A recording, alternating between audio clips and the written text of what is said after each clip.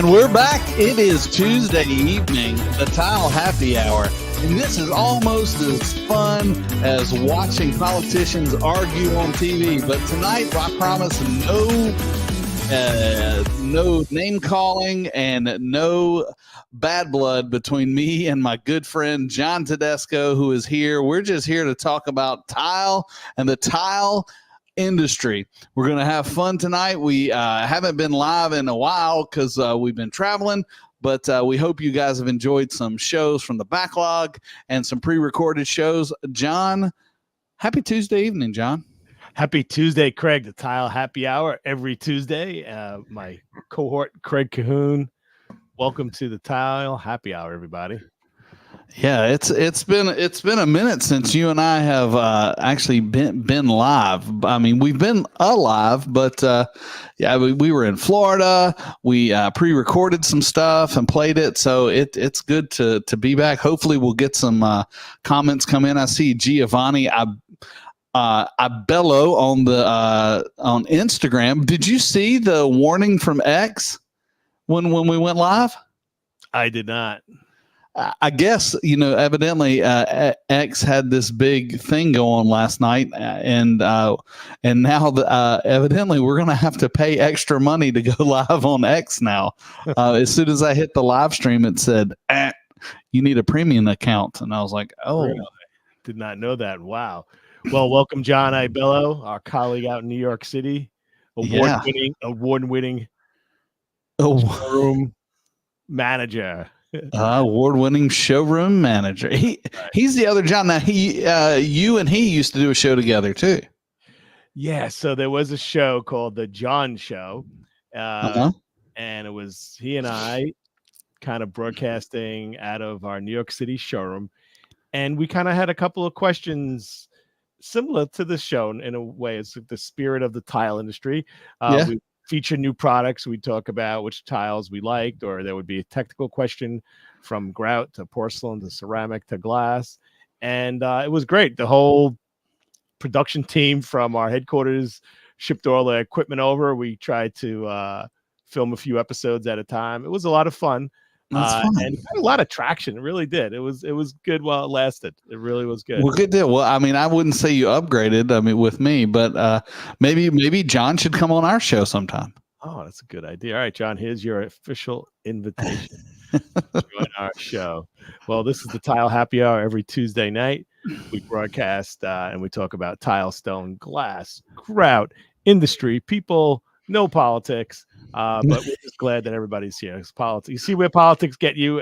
There's this thing last night, and now they're charging us for. That's right. That's right. And yeah, no politics. But I read today that over 1 billion people have listened to that interview. Wow, I did not get a chance to check it out, but that's lot. That's crazy. That's 1 in 7 people on the planet.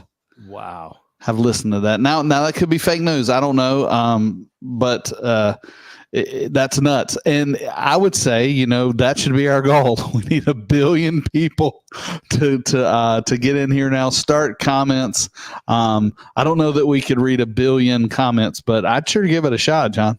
You know what? Yeah. Well, we're just coming off a really long stretch of a lot happening with Craig and I, with our divisions, with our company. We just came back from our national sales summit, which was really amazing, inspiring.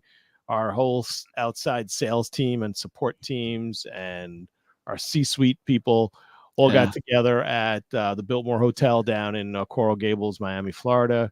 What's going on in Florida? Every minute I keep seeing posts about Miami like flooding. Is that new? Is that like a new thing? I don't know. I was talking to Carolina today from Miami. She didn't mention anything about flooding. She said it was hot as crap there, though. Yeah, I'm sure. But what was crazy is, John, last year when we were there, we had a little spare time and we did a show there live. But this year it was so busy and so many people there and so many things to do. We didn't get a chance to shoot a live show there, which was I guess we need to stop going to bed so early. I think that's our issue. We're getting too old. You know what? We were prepared to do a live show, but quite frankly, the itinerary at this event was quite packed, morning, day, and night. There was a lot happening. Coral Gables is an iconic hotel down in the Biltmore down in Coral Gables is an iconic hotel, and it really was amazing. We had about 200 rooms booked. The pool outside. Did you check out that pool? I did check out that pool. Emily, yes, Sail Summit was good. It was great seeing you there. The pool was amazing. I read somewhere that that's the largest in-ground pool in Florida. Yeah, no, in the country. It is one of the largest pools in the United States. I mean, it looks like a lake. It is amazing. It's huge. The first day I got there, I went in the pool thinking I was going to get back into it. Never had a chance. So I'm grateful for like just being really diligent and getting in there. On the first day I got there Sunday. Our Sail Summit was Sunday, Monday, Tuesday. And it was great. It was great to see Emily and all our colleagues down at this event. We talked with all our colleagues. We kind of shared ideas. We learned a lot of new things. Yeah. And I got a lot out of it. What about you? Yeah, I did too. It was great. And this kind of ended up, my wife's a teacher. I have a daughter in middle school, and this was kind of their last hurrah. So we came down a couple of days early, and they came with me, and just kind of, we bunked up in the room, and we went to Miami. And I'm a fan of architecture and building and taking pictures and all that good stuff. So we went and did a little tour of all the places and saw some really cool Art Deco buildings and Art Deco floors and terrazzo floors. So that was great. And then while I was working, in the conference, the ladies hung out at the pool, and it's just really cool. The vibe of that Biltmore has that whole Art Deco feel about it. I don't know if you've watched that Apple show, Palm Royale. Have you watched that? I have not. It felt like I was in the show. It's kind of got that feeling, 60s cool. I felt everybody needed a martini and linen pants, which I had neither. But yeah, it was great. But more importantly, it was great seeing the team, and we got some great things happening in that tile bar. I mean, I know this is not a tile bar show, but there's a lot of good stuff going on. Our team is growing so fast. And so it's hard for us all to get away and all to spend time together. But that was awesome. It was hot in Miami, though. It was hot last year. I don't know if this year I was just more prepared mentally, but I felt it was a little more oppressive last year. Like when you open the door, it just like hit you like an oven. This year, it was warm, but I was prepared for it. Some of the notable takeaways, I think, are our new divisions, our stone division that been existing, but it's on steroids, and we're working on plenty of huge stone projects. We have a whole team supporting that segment of the industry. So if you have a facade of a building, you need stone, come to us. You need a lobby, come to us. You need anything in between, Tile Bar's got you covered. Also, I would say our bath division is exploding. Mm-hmm. We're pretty much adding new vanities every week to our website. It's just mind-blowing. Vanities, of course, and mirrors and shower doors. So those are 3 categories that we're expanding rapidly and doing quite well. So that was pretty exciting to see. Yeah, it was. I get to spend a little bit of time with the vanity team because we share some assets, and it's going so fast, and it just goes into that whole vision of Tile Bar can supply the whole bathroom, the whole room, and that is exciting, seeing those different silos come alive. Well, it makes sense because when you're shopping for particularly the bathroom, there are so many ingredients of a bathroom. There's like key parts, right? There's the plumbing, the shower door, the mirror, the tile. And if you could shop for all those at one time, it makes a lot of sense. Historically, unless you're going to a showroom locally that calls themselves a design center, right? Far and few between that do it successfully. And we're not dabbling in it. See, initially I was skeptical. I was like, all right, we're just trying to sell a few more things. Right. But we're really going deep in all those categories, and we're an immediate player because of our size and our strength and the talent that we have managing those divisions. Yeah. It's really, really It's cool. great. And then let's not overlook LVT, luxury vinyl products. It's no longer brand new to us, but we've taken major strides with the leadership there with Jeremy Solomon and our purchasing team, and bulking up on stock, bringing in new formats, new sizes, new colors. Really, really, really cool stuff. Yeah, I think the what I took away from the Sales Summit is we are the solution. There's a lot of different questions out there, but we and that team, we can be the solution, whether it is in the stone world, in the LVT world, now in the vanity shower systems. And as our team grows and our expertise grows, I don't think we shy away from anything that kind of can fit into our niche. And then I think the culture of our company is that we dive in and we learn it so that we can be the educators and be the solution, which is really fun. And you said we become experts at it. We really have smart people working for us. That is definitely us excluded. Yeah, exactly. We're just good looking. We're just the eye candy. Can't have it all. So exactly. Our CEO is amazing, but he really, by example, he sets the tone, but he gives people responsibilities and he lets you run with it and he lets you shine, right? And he doesn't micromanage. They may manage the results and see where we're at, but constantly making changes. But he does let people do their thing, and I find that really, really exciting. Absolutely. It's just, and also let's not forget about your division. We really talk about systems, right? You're talking about new metal trims. We're talking about accessories. Well, you tell me, what are we adding to our? We've got a lot, and it's I don't know, and I think I'm kind of in the category with everybody else, is growing pains. As we're growing, sometimes it's hard to grow a certain area. Well, for so long, Tile Bar was tile. Well, when you try to get a company that's used to stocking inventory and tracking tile, and you throw in a 8-foot piece of metal, it throws all sorts of questions to a bunch of different people. So we're working through a lot of that. And, we have a great partnership with Blanque. Shout out to our friends at Blanque, which not only supply our metal trims, but also we're adding some different things, some shower shelves and some other things. And, there's a lot of things that are changing.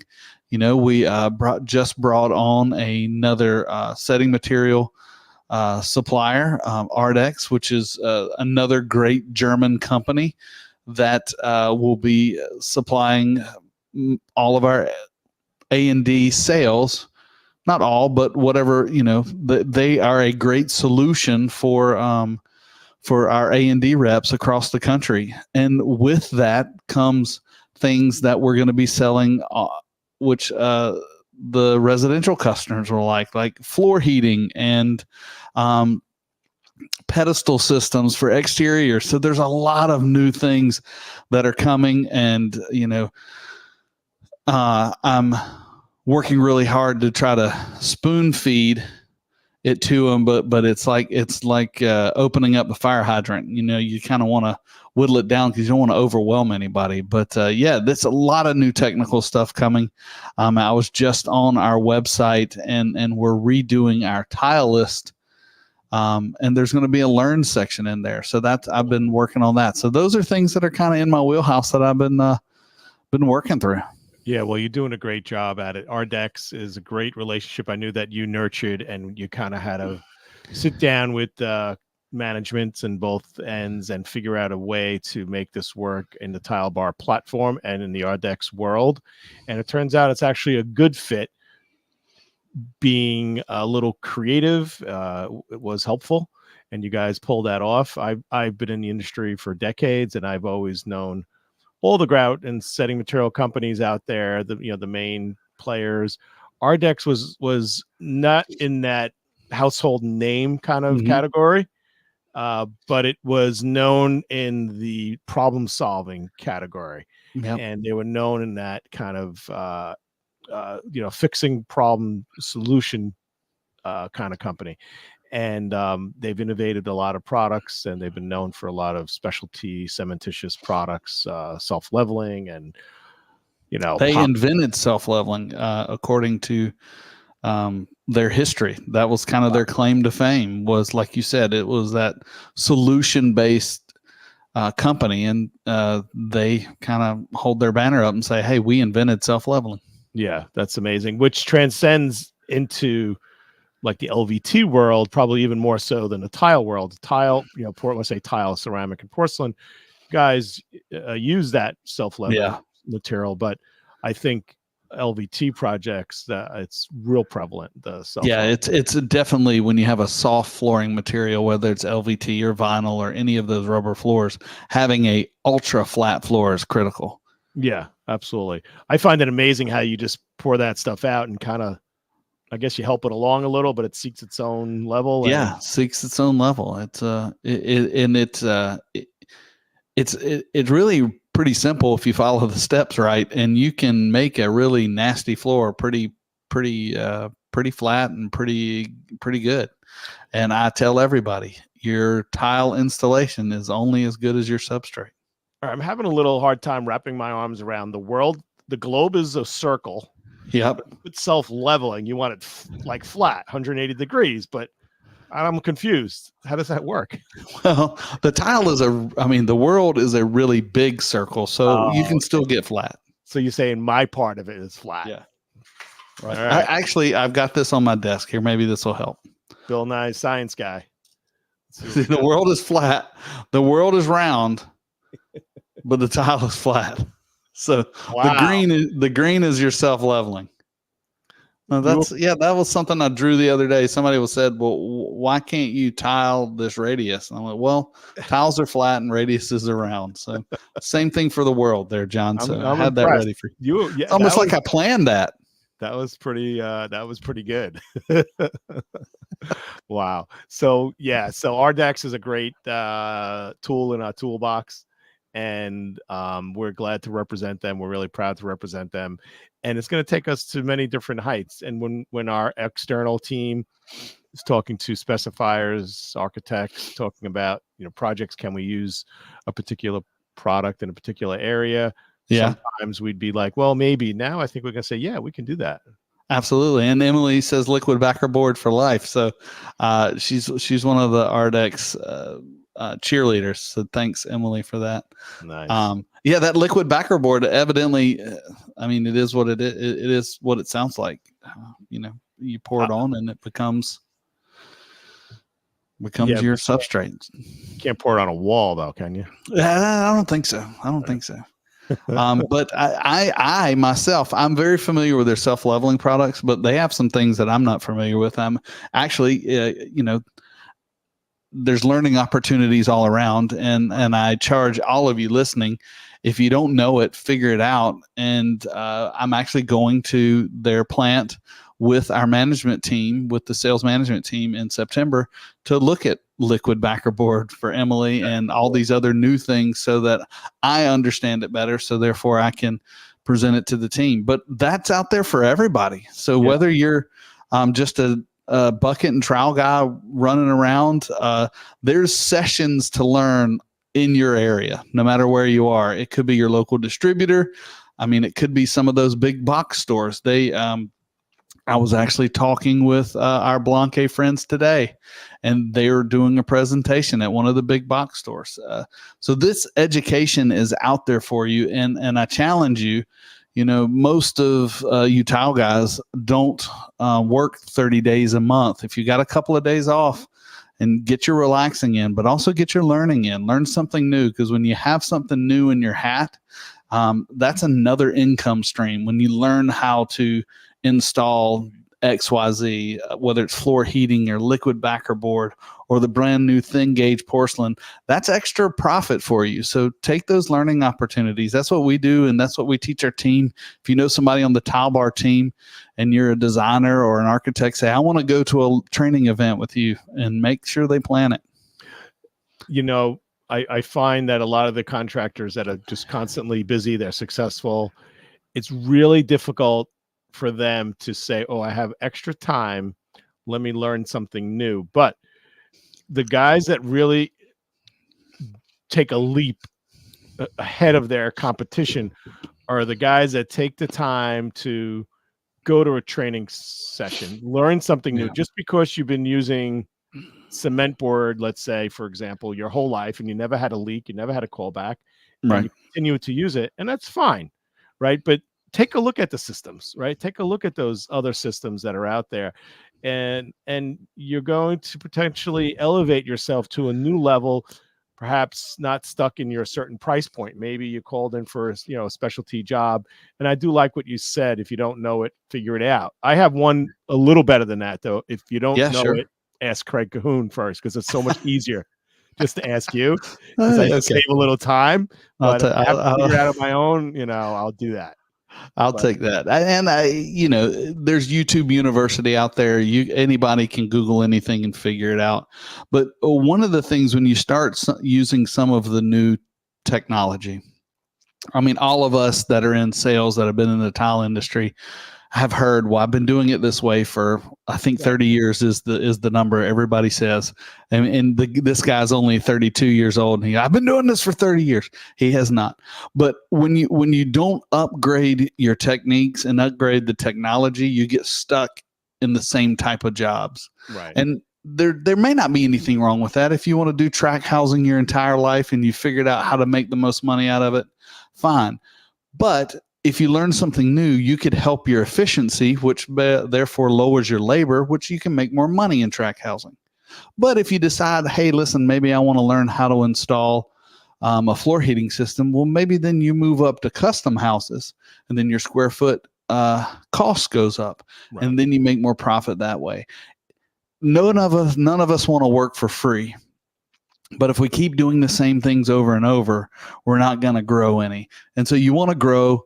And to grow, you've got to learn. I could think of a couple examples. There are a few glass tile pool installers in the country that I could name just a handful at most. And those guys probably started out doing 5x7 bathrooms, and they put a little glass strip in one day, and then they put a glass backsplash, and they learn the systems. They talk to the glass tile manufacturers, companies like Oceanside Glass, who have their own tech teams that really great tech team. Yeah, fantastic. And they're kind of like Tile Bar. We have our team, they have their team, and they're eager to share the information, even with competitors and people, even if they're not using their product. So these glass pool installers that I could think of, they may be based in one part of the country, but they're flying all over the country doing a pool job. If there's a glass tile cavity to be done at some hotel, let's say in New York or wherever, there's only a handful of people who are bidding on those projects that have the credentials that the specifiers, the property owners, the developers, the architects and designers are looking for. And like you had alluded to, if you step up your game, and again, some people are perfectly fine where they're at, but increasing your price per square foot to do that track home, you'll be able to keep up with inflation, but you're not going to elevate to another level.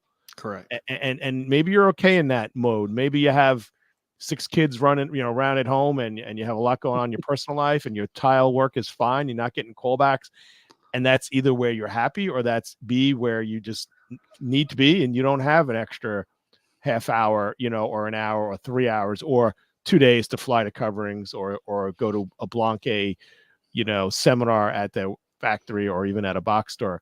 So everyone's different, but that's where we come in. We're a small piece of it, but this is the Tile Happy Hour, and we want to educate the world. We want to tile the world.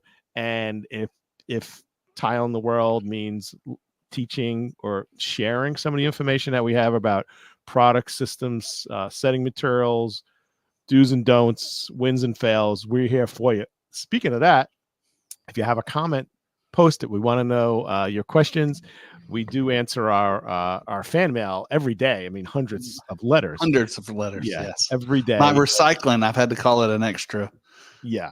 So we're here. So post a question about a product, about a system. As a matter of fact, I got something today, and in the motto of John Tedesco, I just forwarded it to Craig. It's a Craig TTYL. And did you get my email regarding? Yeah. You want to take a look at it? We'll look at it live now. Yeah, sure. Yeah. Why not? Let's do it. All right. So here's a typical example. One of my clients sent actually a message to Nicole, who's on my team. And she then said, in so many ways, hey, this is for John Tedesco to answer. And I said, yes, it is for me to answer, but I'm going to cheat and ask Craig. Honestly, I haven't looked at it yet, really. So, wall tile on thin set. Okay. Laticrete waterproofing membrane over wet areas. Okay. I like it so far.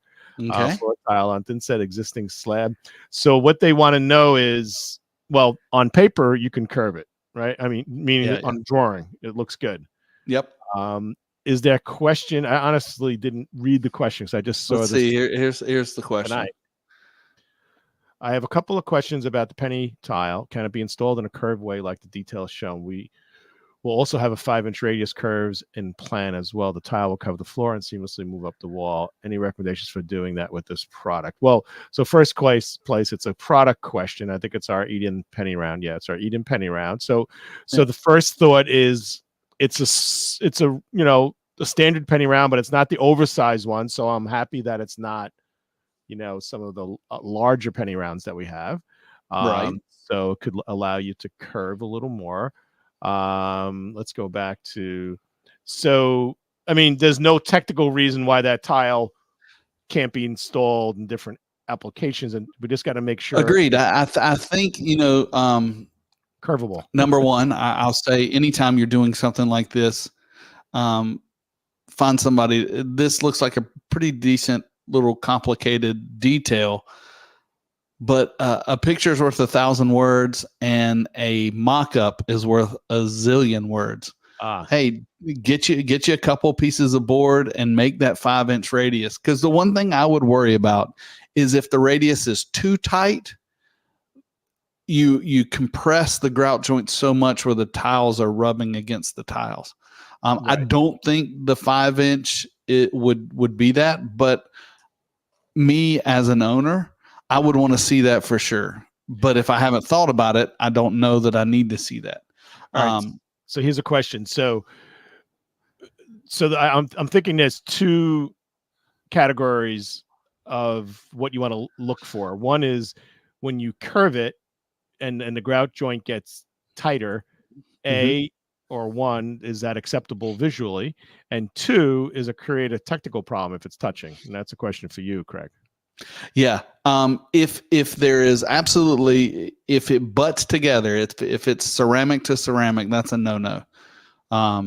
But if there is some room in there for grout, maybe it's only a 1/16 of an inch, and maybe the natural joints are roughly 1/8 of an inch, right. Just because they're round, they're really hard to measure. But as long as there's a gap between there, I'm going to say that that's okay. I think obviously the system that they've chosen, Laticrete 9235, is an oldie but goodie. It'll break the bank, but the reason they still make it is it works. It looks like they've kind of stuck some 1x4s in there to kind of bulk up that. That's probably just for. Well, that's my next question. There's one thing not called out here. So those little X things in there. Yeah. I'm hoping that's just a filler drawing. You wouldn't want to do that with any sort of wood. You would want to use a high intensity grout or some sort of, for some reason, this reminds me of a pool corner, because all pool corners should be radiused. Right. And you would do that with a cement and mud mixture. You wouldn't do it with some 2x4s and skimming it. But that is a big question. I mean, everything's called out except that. That's an important Yeah, I would say that needs to be clarified. And, a 5-inch radius is not that much. But can that be the Laticrete 9234? Just curve No, out? no. It's got to be some sort of it's got to have some system like a mud, a sand and cement system. I mean, they even make, and they used to use these a lot in hospital stuff where vinyl cove runs up the wall. Right. They make rigid cove pieces that screw into the wall that you can actually go over. But most tile installers would do that with some sort of sand and cement mixture or a patch material and then round it out. So that's the big question here really is, how do you plan? What's the substrate in that curved area? Because that's right. A lot of space. And also it can't just be, it needs, the penny rounds need to adhere to something. It can't just be floating, curved. Yeah. So it needs to bond to something. Now, was there another sketch or no? Let's see. Oh, so it's actually the vertical. Oh, yeah. Okay. So it's the round part of the walls. Man, that's very retro, isn't it? Yeah, I was gonna say that's funky. Yeah, definitely. Yeah, that's like a bathroom on a spaceship. I love it. Here's an actual picture. Oh, wait a minute. They probably want curved vertically and horizontal. This is tricky. Yes, that is very tricky. So the key to this installation, number one, is the installer. Yeah. You need a really good installer to make that look right. Somebody that's just used to doing 12x12s and 4 1/4 wall tile is going to hack this up. It's going to be bad. Now, one thing I'll say, and your designer is going to hate this, even though it's creating this seamless encapsulated thing, you still got to have movement joints. Why? And there's no good way to do that aesthetically. Why? It's a small area, so what's predicating a movement joint? Well, you definitely easily, I don't know if there's my cursor. You definitely would put one here at the door jamb. Okay. That's an easy place to put one. Well, when you said movement joints, I immediately thought like straight down the middle of the floor, you want to put like a movement joint. You meant touching other materials touching other materials. But I mean, normally when you have a change in plane, you have to do a movement joint. But because this is radiused, I'm not. I don't know. I don't know. I'm thinking they probably were inspired by this picture. Maybe maybe this wasn't a particular job that they did prior. Yeah. But this is, so the answer is, can it be done? The question is, can it be done? Yes, right. Picture says it can. So, this may not be your material or our material, but the pictures say it can be done. That looks really cool. Looks really interesting. I'm thinking maybe sanitarium. I don't know. It looks like a fun installation, but yeah, I think it can be done. But once again, and if this is the size of your tile and the radius that they're looking for, then obviously they've got a design that works, so they don't necessarily need a mock-up. I think the one thing they've got to clarify is how are they blocking that out there, and that's more of a question for the installer, because the installer, if I was the installer, I was going to say, well, who's doing that? Who's making this corner round? Right. Is it something that they have to figure out, or is it going to be, whoever's prepping the bathroom? If they had to scale that back, meaning the combination of the curve from floor to wall and then the 4 inside corners, if they had to scale it back, if they couldn't find an installer with the skill set, I'm thinking maybe one or the other, like not have the 4 inside corners curved, or not have the floor to a wall. And because it's just where they intersect creates like a wow, okay, how is this going to come together?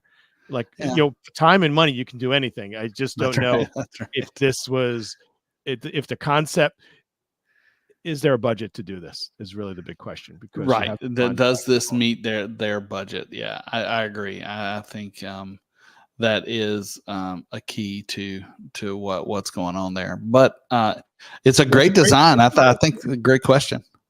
Yeah, so I was just going to say it's a great firm, and they really they're doing the right thing by asking, and we're glad to give some feedback to that. That's pretty. What about this tile? Look at all these cool colors, though. Wow. So Eden, what is this orange nectar? I don't know. I just kind of clicked on it. It looked. I mean, that's really neat. And look, orange is definitely very.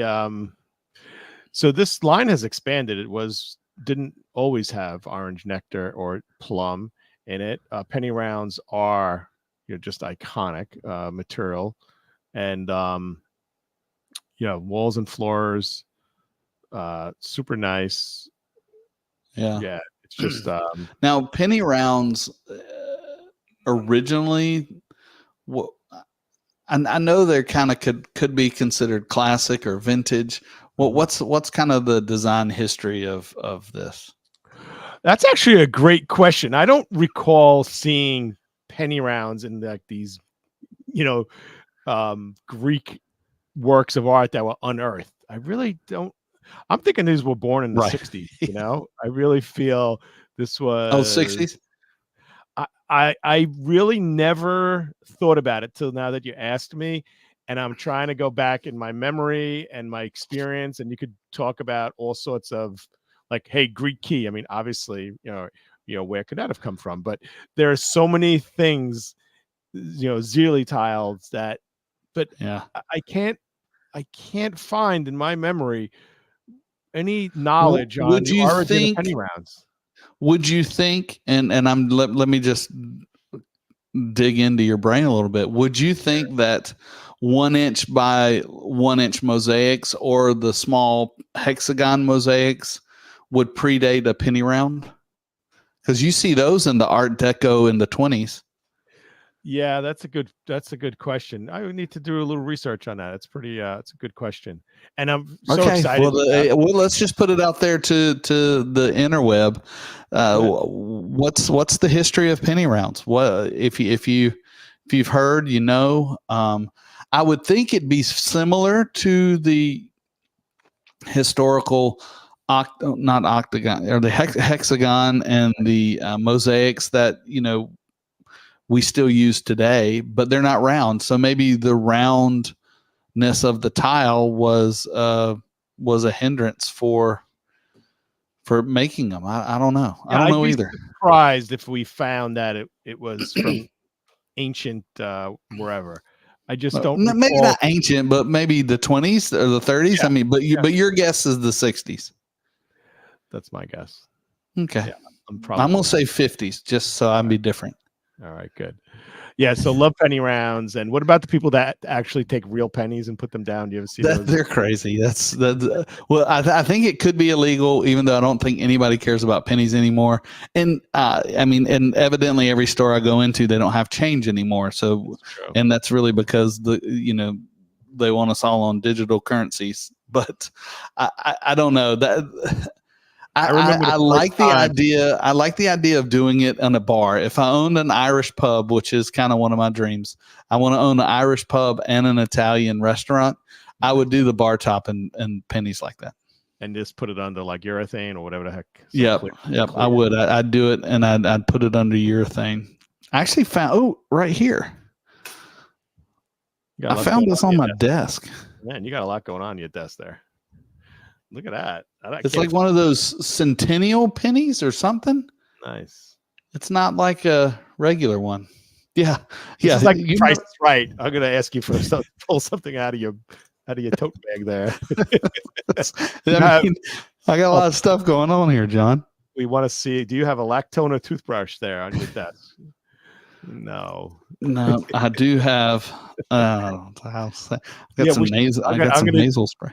I'm going to do that. I'm going to give you prizes if you could pull something out. we'll have a new segment. What's on Craig's desk? My wife and I have this joke. She's a kindergarten teacher, and she'll come home and she'll go, "Guess what's in my pockets?" And she'll pull out, a Q-tip, the end of an eraser, and all the things that she takes from her 5-year-olds.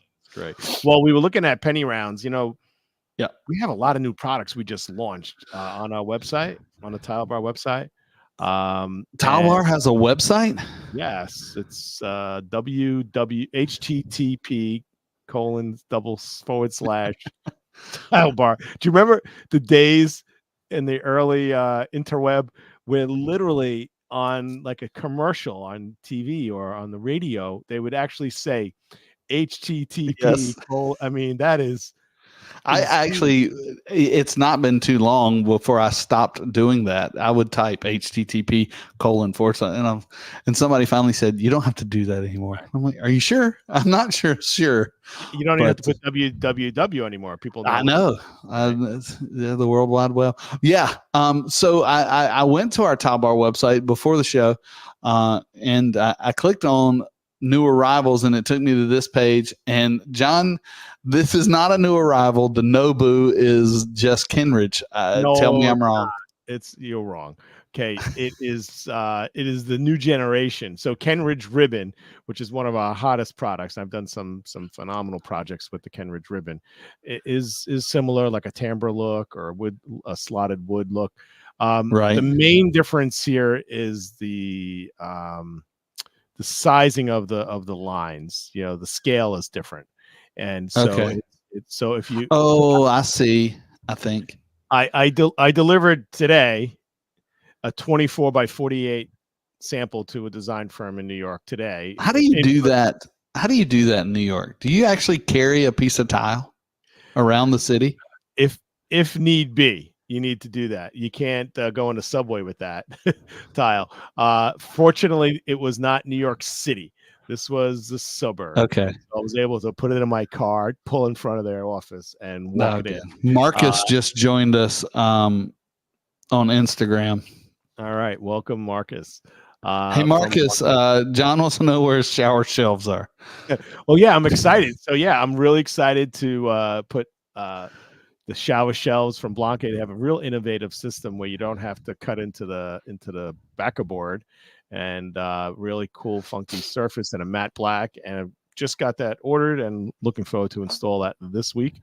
So yeah, so that tile, the Nobu, is a 24 by 48, and Kenridge is literally. I thought we said no politics. We're going through your. Well, now my computer's locked up. Okay. Yeah. So there's. It's the category of that Kenridge, but it is different. If you counted how many lines there are in a 24-inch by 48-inch tile versus the Kenridge, there are less on the Nobu, and gives a little bit of a different vibe. It does look like it's a wider, flat spot, which I know was probably not. No, that's correct. That is correct. Yeah, so we have a lot of exciting new products, and so this is the Tile Happy Hour. We do this every Tuesday night. We talk about Tile Bar a lot because that happens to be Craig's and that's our connection, and we have qualified people Tile Bar throughout the country. So if you're watching this and you need a tile rep from Tile Bar, you can reach out to Craig and I. We can connect you, get you set up with someone in your area. You can get a VIP trade account, all sorts of perks to be part of the Tile Bar family. And there was another takeaway. What is the VIP trade account? I hear about that. So the VIP trade account is for trade members. We do vet them. So if somebody wants to get a VIP trade account with Tile Bar, we do have a team that vets them, make sure it's not just, somebody, a single homeowner looking to make believe they're in the trade. So we do check them out. And once they get vetted, they'll get an account that's for them. And they're able to then, we have an award-winning website, but they can log into that website and access a whole bunch of things, specifications. There are certain things that everyone could access, but there are certain things that are on the back end that they'll see. They can get trade pricing, they'll get free samples, and they can literally order samples on their own. So they're shopping around. Now, is this specifically for designers or architects or subcontractors or all? Kind of all the above there. So we do have a VIP trade program for all facets of the industry. So once you're part of the Tile Bar family, then you can log in. So when you're on our website, you just automatically should be logged in, and then you'll see your net pricing. You can order free samples. You could send samples to yourself and to your client, or to discuss somewhere else at the same time. And you get all sorts of access to all sorts of great information. Oh yes. So Blanke came up with a really great corner shelf that not only is very functional, and Craig, you can tell us why it's functional, but aesthetics is pretty cool. So I'm getting a matte black corner shelf, and if I can get it, Marcus is on. He's blowing up my Instagram. He says it's on the way. All right, love it, appreciate it. It's in the mail. All right. No, we're not inferring that Blanke was behind. It's really Tile Bar. I mean, literally, we placed a PO. It was supposed to go out yesterday afternoon. I'm not. It's on the way. I appreciate that, Marcus. Yeah, because I will be at the point where it's kind of like the trial's in the guy's hand, the tile's in his hand. We're like waiting for the UPS driver. well, let me talk about it a little bit here, because John, not only is this for a new installation, it can be for a renovation. Oh, I'd love to hear about that. So the contractor said, so John, how big you want the niche in the shower? And I said, I don't want a niche, because she's just like automatically it puts niches. Yeah. And I just didn't want one, knowing I have a good system. I'm putting 2 corner shelves on the left, 2 corner shelves on the right, plenty of shelf space. I didn't want a niche. I just didn't want another place for a leak to happen potentially. And then I would have had to figure out what size niche and how they're going to trim it and how they're going to seal it. So I'm like, no. And they were looking at me like I was crazy, because they were excited that they could do it. So tell us about this product. Not only does it look good. Yeah, I mean, first of all, they're high quality stainless steel, and that's whether it's in the brushed finish or the matte black. And also it comes, if you're familiar with Blanke, it comes in the New York City colors. They have a line that's New York, and all of those colors you can get these in. It comes in a couple of different sizes, but the cool thing is, you see those little dog ears. That's what I'm calling them, even though that's probably tabs on the outside. That's what's meant to be It's not politically correct. You just alienated all the cats. Cat ears. Those little tabs are meant to go into the grout joint. So when you're installing your tile, you want to make sure these are roughly about 1/16 of an inch thick. You want to make sure your grout joint is at least that. And when you're doing your tile, when you get to that level of tile, you just drop one in and you continue up. Now, the other thing is, where is the tile sitting? Is it sitting on the tab, or is it sitting on the shelf itself? It's sitting. It depends on how thick your tile is. Right. You see, if you've got a really thick, for instance, our Flicker series, which is really thin, it wouldn't probably wouldn't work. Anyway, if you've got a really thin tile, then it's going to just sit on the tab. But if you've got, for instance, you're using a full thickness 1 centimeter tile, so tiles are 3/8 of an inch thick, right? Yeah, it's going to hang over a little bit onto the full shelf, and stick it in, tile above it, and just keep on rocking and rolling. When you grout it, I would suggest just putting some tape over it, protecting it, just to keep that grout off of it. And then silicone all the way around it, and it's done. I installed it actually in my guest bath here, and also in a bath at the coast. But I had to do it because I already had the walls up. I wasn't doing it. So what I did is I did it as a renovation, and I went in and I cut the grout joint out around where the edge was. So I took the shelf and mocked it up. I marked the edges of it, cut the grout joint with a Makita. With a Makita, I did it with Makita, and that was, if you've ever used a Makita, that can be really dusty and out of control. But then I also used a reciprocating, the vibrating saw with a tile blade. That works a lot better. Just cut it out, make sure it's out good, and you get that embedded in there, and you get it square. And then all you got to do is just seal the edges. So I siliconed around the edges, ready to use. It's a great. It seems so simple, but yet it's so functional, and it kind of falls into the background of the design, and that's one of the reasons we loved it. And actually bringing it in stock in those two colors and the two sizes that they come in. So we'll have 8 in stock at tilebar.com. You know what? It has a lot of shelf space. I think niches are way overrated. You build a freaking box that's agreed 24 inches wide, 18 inches tall, and you got a little 3-inch lip, and all of the rest of it's just nothing. Yeah, it's just airspace. Airspace. I think one of those shelves, you show it in the picture right there, has more storage than a big niche in a wall. And then you have, if the guy doesn't knows what he's doing, they could screw up that niche, and they have a water. Yeah, and then you have an eyesore too, because I mean, if you don't build your niche right and get your lines right and make it look good, we looked at, if you listen to our show 2 weeks ago with Nathan, he spent all this time making this niche, and it's beautiful. But I've seen some bad niches in my time that you wanted them to become useful, and now they're just an eyesore. True, and some people force it. They put a niche. First place, if you're putting a niche, you have to have it centered in that wall. You have to have the ability.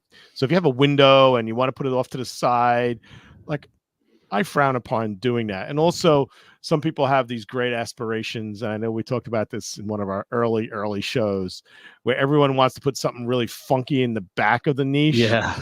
And then you have a big purple bottle of Costco conditioner, there. Well, now they're making lights that you put in your niche. Schluter has a lighting kit. It's like, now let's highlight the possibility that my grout joints don't line up and I agree with you. I think it's overrated, and let's be honest, you don't need that much stuff in your shower. You know what? But when you do, you need corner shelves, not niches. So back up. Latacrete, great company. We represent them. And if you're doing a niche, I mean, I had an award-winning bathroom that I was involved in using a Turkish limestone, and the niche is what won this project. It was like a blue honed limestone, but it was a perfectly scented, like 5-foot niche with all candles, and it was lit up. And it was really super nice. And so there are places, but the lighted niche falls under the, just because you can doesn't mean you should. Right? Because after the parade of homes, 2 weeks later, it's got a bar of Irish Spring with hair stuck to it. Exactly. And a half empty bottle of Head and Shoulders that's running over the edge. And that's what it looks like. And what I like about the Blanque system, because back in the day when I owned my own fabrication shop, we loved marble corner dishes, because you would just take scrap pieces of marble, cut an 8-inch corner shelf, sell them for $35, $50, and but you have to make sure it doesn't tilt. Now, it's not easy to take a flat piece of something and tilt it forward on a wall, so the drainage is an issue. Some people used to drill a hole in it, which is innovative a little, but then you have other issues with crap filling in there or looking weird. So there's so many issues with corner dishes, with drainage and all that stuff, but not with the Blanque, because they created this pattern. It's all built in. It's all built in, but it not just a hole in the middle. It really just has a nice. So I have 2 corner shelves on the left, hypothetically, once this package arrives, and 2 corner shelves on the right, and I'm gonna separate them, by the tallest bottle you'd ever put of shampoo, so 10 inches apart, and that's gonna have 10 times more storage than a niche, and it will never ever leak.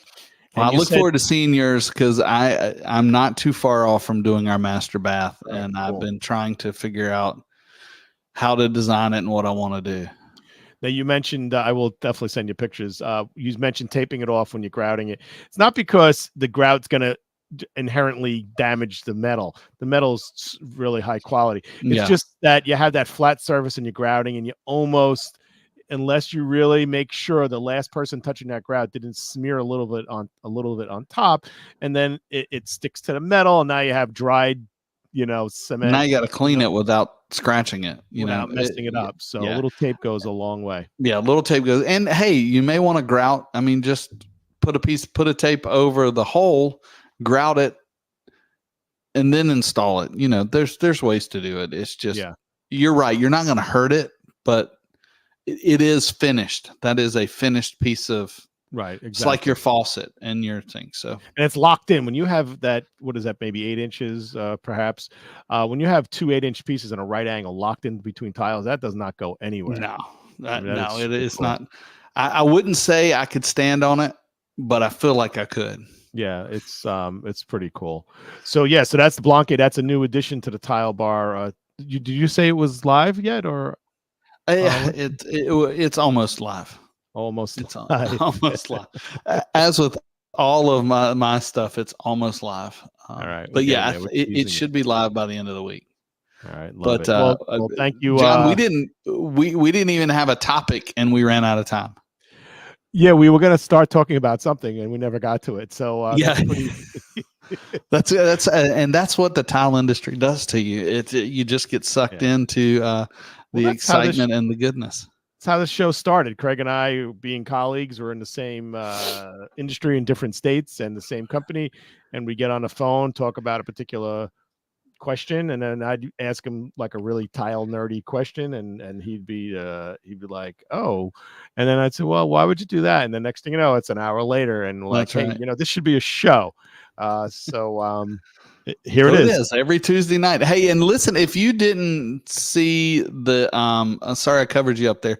If you didn't hear our interview with Nathan, check out that episode. That was 2 weeks ago. It's on John and I's YouTube. He had a great insight, and Nathan's just a phenomenal guy. So we've been running shorts for the past couple of weeks, kind of highlighting that. Great insight on the tile industry, his artistry. One of kind of what we talked about earlier. He's one of those ones that learned something new. He just started making mosaics of mountainscapes, and now he sells them, and just leveling up. So if you're interested in that, and it was a great episode. There's something about him that I really gravitate towards, and looking at the shorts that we've been putting out, because you and I, when we're doing these podcasts, we're like in the moment having these conversations, and literally, somebody could be talking, and as much as I'm engaged in that conversation, you're also thinking about other things you want to talk about, and it's funny because sometimes I miss things that we're talking about. Like I miss things that I say, and it's like, oh wow, I said that. It's because my brain is thinking about the current. It's thinking about something we talked about 32 minutes ago. How we doing on time? Yeah, all those things. So I enjoy, and his episode is one of the few that I've really, I put the shorts out and I'm actually watching them. I'm like, oh, and I think my biggest takeaway with Nathan is that he's genuine and he has talent. But the biggest takeaway is like a genuine human being, and I think that resonates with people. And it's a breath of fresh air. He's not an installer saying, "Oh my God, I'm God's gift to the tile world," right? Yeah. He's really down to earth, and I think it's been getting a lot of traction, and just in the spirit of the Tile Happy Hour, success. That's what we want. We want to bring people onto the show. Sometimes it's just Craig and I, and sometimes we're bringing people on, and when we have some interesting snippets, we put it out there for everyone to see who Some people don't have an hour to. A lot of people in our lives who may love us, Craig, will never watch our show because it's so freaking boring. I don't even think my family watches anymore, but that's okay. We're going to still do it because we love the industry. And if you want to be a part of the show, just let us know. We want to have a conversation with you about what you're passionate about in the tile and stone industry. I mean, we love hearing it, and we know there's other tile nerds like us out there that like listening to it. We look forward to seeing your comments and seeing you next week. Absolutely. So, Craig, your family may not be watching anymore because in the beginning, the honeymoon's over, but at least they know you're safe. They know where you are for this hour, right? So you're good. And every Tuesday night, Craig and I do the Tile Happy Hour. Do chime in if you're watching this on an encore presentation. Still click like, still share, follow us. Let us know where you're watching from. Ask us a question, make a comment, and reach out and be part of this community. So this is John Tedisco. Like to wish you peace, health, and happiness. And this is Craig, and we want to always keep learning together, and let's tile the world.